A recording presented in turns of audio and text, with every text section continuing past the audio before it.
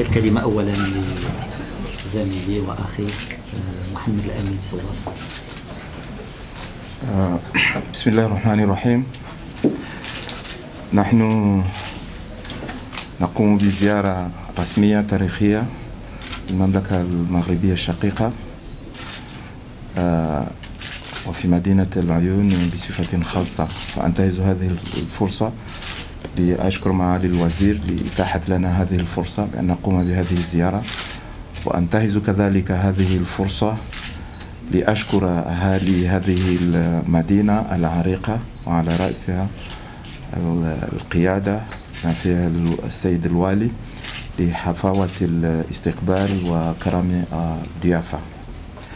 Et comme vous le savez très bien, les Comores entretiennent de très bonnes relations avec le Royaume du Maroc depuis notre accession à l'indépendance. Quels que soient les régimes qui se sont succédés dans notre pays, nous avons conservé ces relations et c'est un point qui est constant dans notre politique étrangère. Aujourd'hui, nous venons de poser cet acte qui consolide davantage et qui raffermit davantage les relations entre nos deux pays. D'aucuns peuvent se poser des questions. Pourquoi maintenant? Pourquoi pas hier? Parce que les Comores traversent une période charnière de leur histoire. Il y a 2 semaines, nous étions à Paris dans le cadre de la conférence des donateurs, des bailleurs de fonds. Le Royaume du Maroc a répondu présent.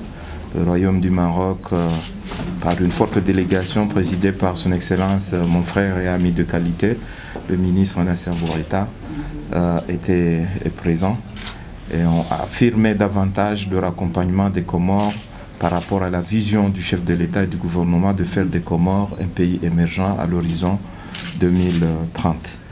Donc il y a une série d'actes qui va se poser à partir d'aujourd'hui. Nous avons ouvert officiellement le consulat général des Comores ici, à l'Aïoun.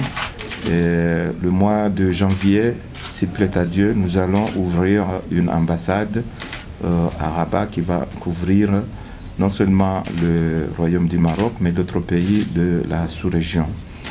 Et il y a aussi 2 fortes délégations marocaines qui vont se rendre aux Comores au courant du mois de janvier et février, une délégation technique multisectorielle, mais aussi une délégation d'hommes d'affaires qui viendront prospecter les opportunités qui s'offrent dans notre pays. Il y a beaucoup de similitudes entre le Royaume du Maroc et l'Union des Comores. C'est vrai, nous sommes un pays insulaire, donc il y a la mer, il y a la sécurité maritime, il y a la pêche, mais aussi nous sommes un pays agricole, donc l'agriculture a développé. Nous avons des produits de rente de qualité qui sont cherchés partout dans le monde, que ce soit l'ilang-ilang, que ce soit la vanille, que ce soit le girofle ou les noix de muscade. Donc avec l'expertise marocaine, seront en mesure de développer ce secteur et de développer l'industrie de ce secteur. Mais aussi le ministre certainement va le dire, que le Maroc a l'intention d'avoir une présence physique aux Comores dans les jours ou les semaines qui viennent. Nous envisageons aussi relancer les travaux de la commission mixte qui pourrait se tenir au mois de mars, en tout cas le premier trimestre de l'année prochaine. Ici à l'Aïoun, il y a des opportunités importantes qui se présentent.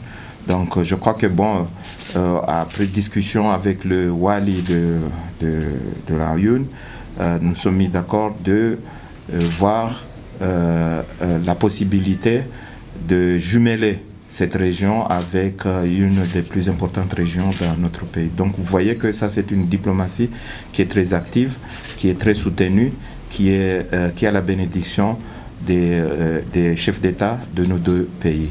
Encore une fois, merci beaucoup pour l'accueil, merci pour l'hospitalité, mais aussi merci pour la disponibilité de la population de cette région, mais aussi la disponibilité des autorités de cette région, mais aussi la clairvoyance de mon frère et ami, le ministre Bourita, par rapport à la diplomatie de son pays et la diplomatie africaine. Merci. Merci. هذا حدث مهم اليوم، وهذا الحدث عنده دلالات كثيرة، على الأقل على 3 ولا 4 المستويات. المستوى الأول هو على مستوى العلاقات الثنائية بين المغرب وجزر القمر. هذه علاقات تاريخية، بحال اللي قال زميلي وأخي محمد الأمين صواف، هذه علاقات كتحظى برعاية جلالة الملك محمد السادس وفخامة الرئيس. هذه علاقات قائمة على الاحترام المتبادل، قائمة على التضامن، قائمة على التعاون، وقائمة على حوار دائم بيننا حول كل القضايا. اليوم بفتح هذه القنصلية احنا سعداء بأنها أول قنصلية في مدينة العيون، وأنها تكون من قبل هذا البلد الشقيق. بحال اللي قال السيد الوزير، كاين مراحل أخرى في العلاقات الثنائية في الأشهر المقبلة اللي غتمشي في اتجاه تعزيز هذه العلاقات الثنائية وجعلها نموذج لعلاقات تعاون مثمر، تعاون لفائدة البلدين والشعبين، بين بلدين عربيين مسلمين إفريقيين بيناتهم فرق مسافة من الناحية الجغرافية، ولكن كان دائما بيناتهم تقارب كبير. بالتالي فهذا اليوم هذا الحدث ديال فتح القنصلية عنده رمزية خاصة بالنسبة للعلاقات الثنائية بين البلدين. الرمزية الثانية هي على مستوى مغربية الصحراء. اليوم يعني فتح القنصلية هو الشكل قوي للتعبير على موقف هذا البلد الشقيق، واللي هي ماشي أول مرة اللي جمهورية القمر كتعبر على هذا الموقف ودعمها الثابت لمغربية الصحراء. كيجي هذا الموقف باش المغرب يأكد كذلك بشكل واضح بأن مسألة مغربية الصحراء هي مسألة محسومة، وبأن يعني إلا كان شي مجهود أممي وإلا كان شي مجهودات فهي ماشي الموضوع ديالها هو مغربية الصحراء، هي موضوعها حل نزاع إقليمي مع بلد جار يعاكس حقوق المغرب التاريخية المشروعة باسترجاع أقاليمه الجنوبية. وبالتالي فهاد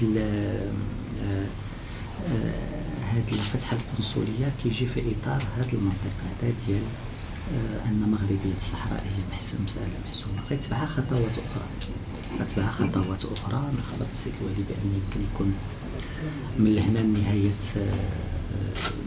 نهاية السنة المقبلة غيكونوا على الأقل 4 ولا 5 قنصليات أخرى اللي غتفتح هنايا من مختلف مناطق القارة الإفريقية، وغنقول على شيء إفريقيا.